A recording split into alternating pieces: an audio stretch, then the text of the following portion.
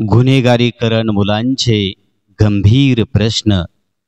आदरणीय कविवर्य उमेश ओवाळ.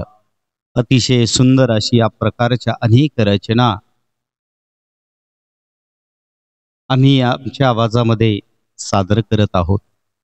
अल्पवयीन मुलांचे गुन्हेगारीकरण लागले वाढायला, छोट्या मोठ्या वादावरून खुन्नस लागलेत काढायला.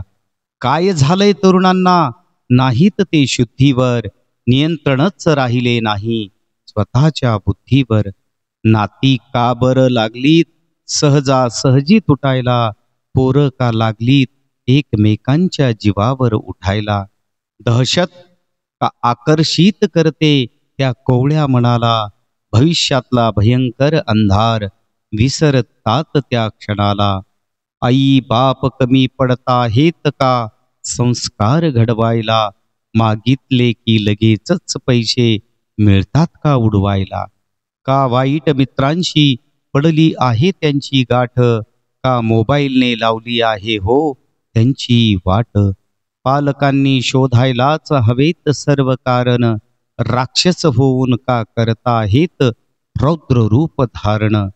प्रत्येक पावलाने प्रत्येक पालकाने घ्यायलाच हवा बोध, उत्तर काय आपल्यालाच घ्यावा लागेल शोध. माझ्या मते शिक्षणाला हवी अध्यात्माची जोडी, सुसंवाद वाढवून पाल्यांशी नात्यात वाढवावी गोडी, नात्यात वाढवावी गोडी.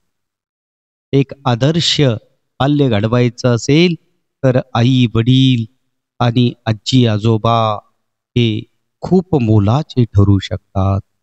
पण हेच आजकालच्या स्त्रियांना पटत नाही.